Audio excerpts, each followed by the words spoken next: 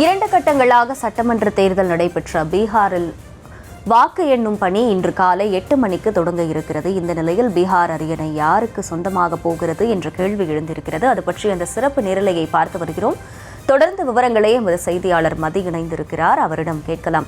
மதி, வணக்கம். அடுத்தபடியா பாஜகவுடைய கூட்டணியின் பலம் என்னங்கிற ஒரு கேள்வி எழுந்திருக்கு. தேர்தல் நெருங்குவதற்கு சற்று முன்னாள் பல திட்டங்களை பாஜக கூட்டணி அறிவிச்சிருக்கு. அதுவே அதன் கூட்டணிக்கு பலமாக இருக்கும் அப்படின்னு சொல்லப்பட்டிருக்கு. இப்ப இதுவரைக்கும் நடந்த தேர்தல்களை பொறுத்த வரைக்கும் பீகார் தேர்தல் முடிவுகள்ல எது அதிக அளவு தாக்கத்தை ஏற்படுத்தி இருக்கு? இப்ப எந்தெந்த திட்டங்கள் பாஜகவுக்கு பலமா இருக்கும்னு எதிர்பார்க்கப்படுது? அது பற்றிய விவரம் என்ன? பீகாரை பொறுத்தவரை சாதி ரீதியிலான அரசியல் மிகவும் முக்கியமானதாக பார்க்கப்படுகிறது.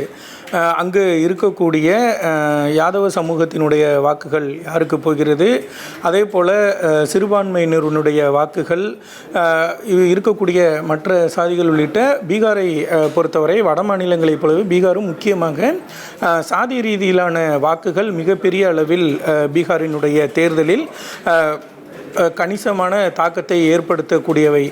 வளர்ச்சி திட்டங்கள், தேர்தல் வாக்குறுதிகள் உள்ளிட்ட பல அம்சங்கள் இடம்பெற்றிருந்தாலும் கூட பீகாரை பொறுத்தவரை சாதி ரீதியிலான வாக்குகள் என்பது பீகாரினுடைய தேர்தல் முடிவுகளில் வலுவான தாக்கத்தை ஏற்படுத்தக்கூடியதான் கடந்த காலத்தில் பீகாரினுடைய தேர்தல் முடிவுகளாக இருக்கிறது. இந்த தேர்தலை பொறுத்த வரைக்கும் 2ஆம் கட்டமாக நடைபெற்ற 122 தொகுதிகளை பொறுத்தவரை சீமாஞ்சல் பகுதி என்று அழைக்கப்படக்கூடிய பீகாரினுடைய அந்த சீமாஞ்சல் பகுதியில் 122 தொகுதிகளுக்கான தேர்தலானது நடைபெற்றது.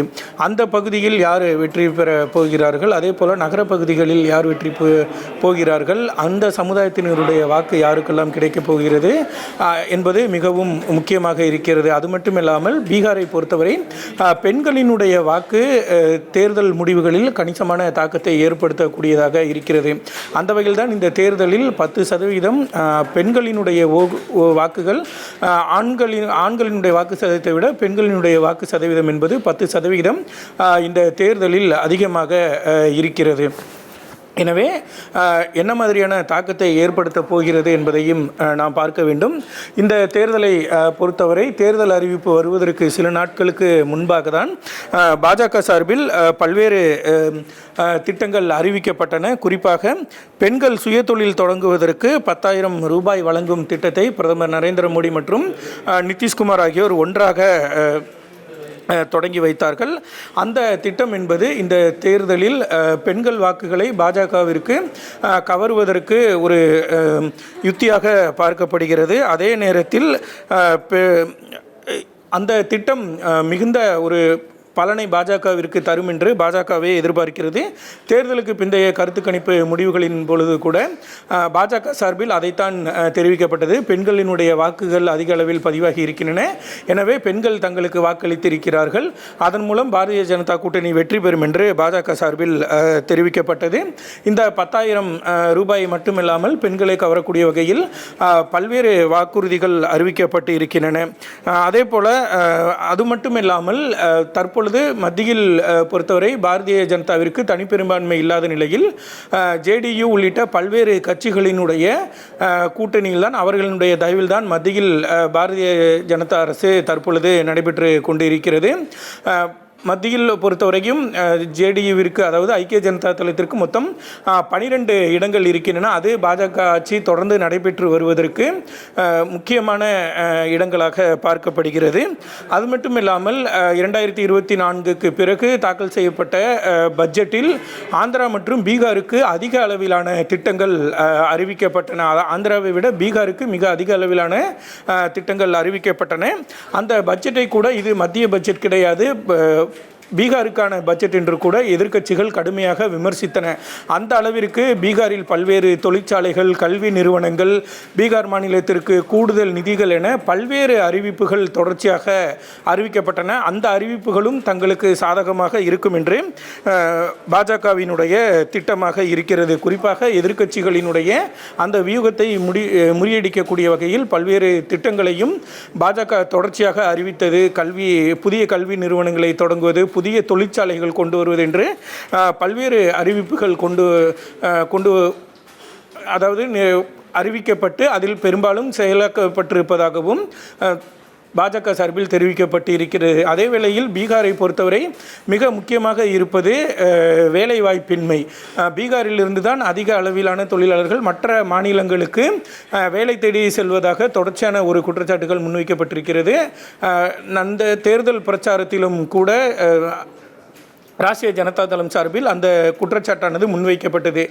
பீகாரில் வேலைவாய்ப்பின்மை மிகப்பெரிய அளவில் இருக்கிறது. நமது மாநிலத்தை சேர்ந்த இளைஞர்கள் அதிக அளவில் வெளி மாநிலங்களுக்கு வேலை தேடி செல்கின்றனர். எனவே வேலைவாய்ப்பை உருவாக்குவது முக்கியம் என்று ராஷ்டிரிய ஜனதா தளம் சார்பில் தெரிவிக்கப்பட்ட நிலையில் அதற்கு பாஜக மற்றும் ஐக்கிய ஜனதா தளம் அளித்த பதில் என்பது தாங்கள் தேர்தலில் வெற்றி பெறும் பட்சத்தில் வேலைவாய்ப்பு உருவாக்கப்படும். அது மட்டும் இல்லாமல் முன்பை விட தற்பொழுது பீகாரில் அதாவது வேலைவாய்ப்பு அந்த வேலைவாய்ப்பின்மை சதவீதம் என்பது குறைந்திருப்பதாகவும் 20 ஆண்டுகால ஆட்சியில் வேலைவாய்ப்பு அதிக அளவில் உருவாக்கப்பட்டிருப்பதாகவும் தொடர்ந்து தெரிவிக்கப்பட்டது. இந்த நிலையில் காங்கிரஸ் கூட்டணியை பொறுத்தவரை காங்கிரஸ் கூட்டணியில் மகாகட்பந்தனில் காங்கிரஸ் மற்றும் ஆர்ஜேடி இரண்டு முக்கிய கட்சிகளாக இருக்கின்றன. அந்த கட்சிகளை பொறுத்த வரைக்கும் இளைஞர்களை அதிக அளவில் கவரக்கூடிய வகையில் பல்வேறு திட்டங்கள் அறிவிக்கப்பட்டன. குறிப்பாக அனைவருக்கும் அரசு வேலை, அதே போல் பெண்களுக்கான திட்டமும் காங்கிரஸ் கூட்டணியில் அறிவிக்கப்பட்டிருக்கின்றன. அதாவது காங்கிரஸ் கூட்டணி ஆட்சிக்கு வந்தால் 30,000 ரூபாய் பெண்களினுடைய வங்கி கணக்கில் வரவு வைக்கப்படும் என்று அறிவிக்கப்பட்டு இருக்கிறது. அது மட்டும் இல்லாமல் இளைஞர்களினுடைய வாக்குகளை கவரக்கூடிய வகையில் வேலைவாய்ப்பு குறித்த அறிவிப்புகள் உள்ளிட்ட பல்வேறு அறிவிப்புகள் அறிவிக்கப்பட்டு இருக்கின்றன. இளைஞர்களினுடைய வாக்குகளை கவரக்கூடிய முகமாக தேஜஸ்வி யாதவ் இருக்கிறார். அவர் பீகாரினுடைய மிக முக்கியமான இளம் தலைவராக இருக்கிறார். எனவே தேஜஸ்வி யாதவ் அந்த பிரச்சாரத்திலும் கூட நாம் பார்த்தோம். தேஜஸ்வி யாதவும் ராகுல் காந்தியும் ஒன்றாக பைக்கில் செல்வது, மீன் பிடிப்பது, அதே போல் நள்ளிரவு நேரங்களில் இளைஞர்களுடன் சேர்ந்து ரீல் செய்வது உள்ளிட்ட பல்வேறு வகையில் இளைஞர்களை கவரக்கூடிய வகையிலான பிரச்சாரங்களில் தேஜஸ்வி யாதவ் ஈடுபட்டிருந்தார். எனவே இளைஞர்களினுடைய வாக்குகளை கவரக்கூடிய வகையில் தேஜஸ்வி யாதவ் முன்னிறுத்தப்பட்டார். மற்றொரு புறம் ராகுல் காந்தியும் குளத்தில் இறங்கி மீன் பிடிப்பது உள்ளிட்ட பல்வேறு வகையிலான யுக்திகளை கையாண்டு வாக்கு சேகரிப்பில் ஈடுபட்டதை நாம் பார்க்க முடிகிறது. தேர்தல் அறிவிப்பதற்கு முன்பாக வாக்கு திருட்டு என்ற ஒரு குற்றச்சாட்டை மட்டும் கூறி பீகாரிலேயே முகாமிட்டிருந்த ராகுல் காந்தி தேர்தல் அறிவிக்கப்பட்ட பின்னர் இளைஞர்கள், பெண்கள் மற்றும் மற்ற சமூக பிரிவினர்களுடைய வாக்குகளை கவரக்கூடிய வகையில் பல்வேறு செயல்களில் ஈடுபட்டார். அதே போல வாக்குறுதிகளும் அறிவிக்கப்பட்டன. பெண்களினுடைய வங்கிக் கணக்கில் 30,000 ரூபாய் வரவு வைக்கப்படுவது, இளைஞர்களுக்கு அரசு வேலைவாய்ப்பு, புதிய வேலைவாய்ப்பு உருவாக்கப்படும், அது தனியார் துறையாக இருந்தாலும் சரி அரசு துறையாக இருந்தாலும் சரி வேலைவாய்ப்புகள் உருவாக்கப்படும் உள்ளிட்ட பல்வேறு அறிவிப்புகளை மகாகட்பந்தன் சார்பிலும் அறிவித்திருக்கிறார்கள்.